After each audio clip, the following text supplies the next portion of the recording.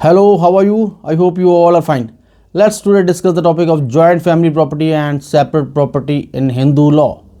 As far as joint family property is concerned, all that property, whether movable or immovable, which you have got from your father, from your grandfather, and from your great grandfather, is your joint family property.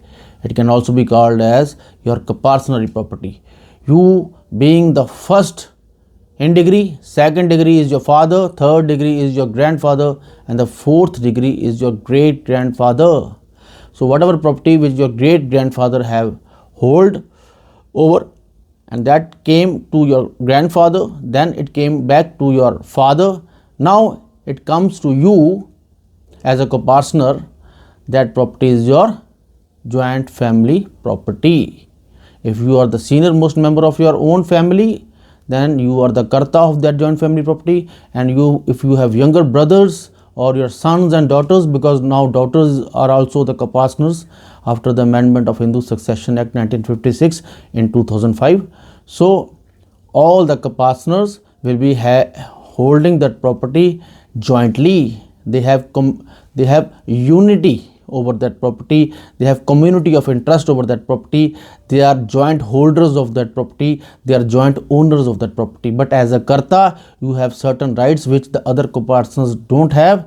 You can manage that property, you can sell that property in case of need. In family, there is a need in family, there is a family necessity, there is a legal necessity, and for example there is a marriage of the daughter of the family, so certain expenses will be there in the marriage. So that expenses can be through your joint family funds. He can sell certain property in order to marry the daughter, or if there is a disease of a family member and he or she needs a medical treatment, then also the karta can sell that property in order to meet the expenses of the medical expenses of certain member of the joint family. So all these things he can do. He has certain rights over that property. He is not answerable to anybody about his past dealings over that property. In case there is some fraud or misrepresentation by him, then the other members can ask for partition. They can go to the court and they can ask for partition. In case there is no fraud or misrepresentation as such by the karta, he is not answerable to the other co-partners for his past dealings with the property. But obviously, if he is spending that property, joint family property, in his own entertainment, for example, he's doing gambling, and or he's consuming a lot of liquor, or he is spending all that property in some illegal activities, then obviously the other co-partners can go to the court and they can file a suit of partition against the karta, and they can get partitioned. They can get their own share, because the karta is not managing the property as a karta. He is wasting that property. So this is known as the joint family property. As far as separate property is concerned, it is your own property. You have earned that property through your own skills, through your own education. You have earned that property. That education may be your MBBS degree, you are a lawyer, or you have done your MBA, now you are in a profession in which a lot of skills are needed, and that skills you have used there by your own exertion, by your own degree. You have got certain skills, and you are using those skills in earning money, and out of that money you are getting certain property, whether movable or immovable. So all those assets, all that movable or immovable property which you have got, which you have bought through your own skills, that is your separate property. Nobody can claim that property against you. I mean, nobody can file a case against you. For example, your son, your father, your mother, your wife, or even your daughter can't file a suit against you for the partition of that property, because it can't be partitioned. It cannot be subject of litigation, because that is your own property. Nobody can have a valid legal claim over that property. It's only you who have legal claim over that property. You can do whatever you want to do with that property. You can spend that property as you like to do with it. You can sell it, you can mortgage it, you can gift that property to the stranger also, in order, if you don't want that property to be given to your son or wife or daughter, you can give it to to the stranger also. You can gift that property to anybody you like. You can make a will of that property, and in that will you can write anything. You can will that property. You can make give that property to some stranger also by making a will. But generally and usually, if you die, for example, you die without making a gift or will of that separate property, then that property will be distributed or devolved according to the intestate succession given under Hindu Succession Act 1956. That is, it will be devolved upon your successors in the same way as a joint family property is devolved on your successors. In Hindu Succession Act, class 1 heirs are given, class 2 heirs are given, agnates are given, and cognates are also given. So, if you haven't made any will of your separate property and you die before making any will, then that property will be distributed among your successors, like your son, your daughter, or your wife, even your mother. All the class 1 heirs will get that property, then class 2 heirs, then agnates, then cognates. So that will be divided among your successors in the same way as joint family property gets divided in intestate succession under Hindu Succession Act 1956.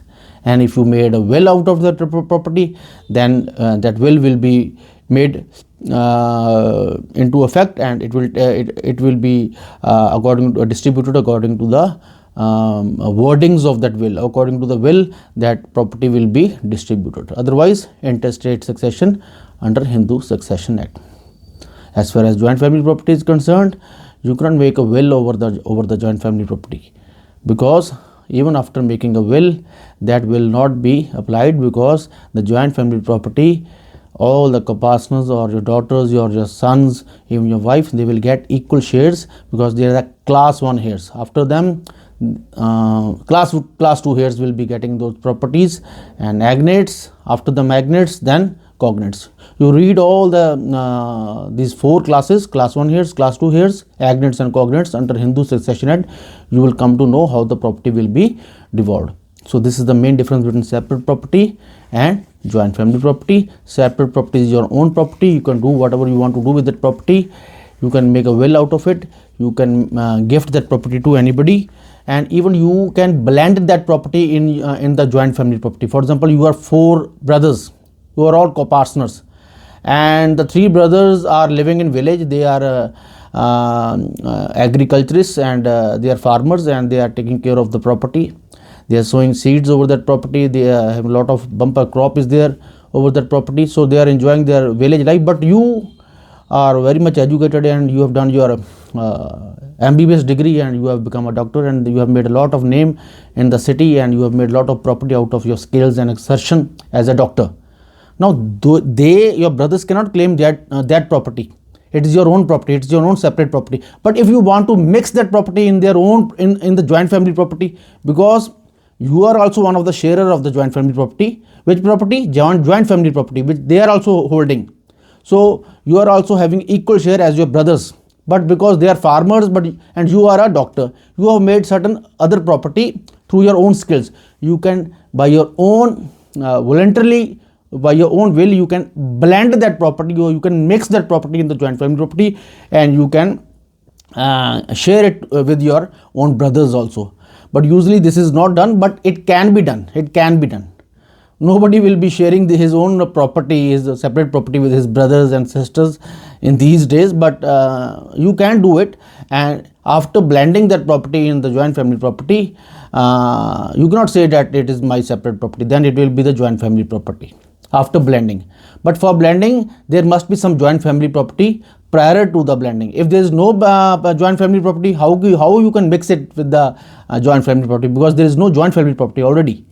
So in order to blend or mix that property with the joint family property, there must be joint family property earlier existing. And even if there is no joint family property as such, then also if you are 4 brothers, for example, and you have made certain name in the city or the area, for example, you are a doctor and you have made a lot of property, you can even declare that this property is not my own property, it is jointly owned by my brothers as well as me.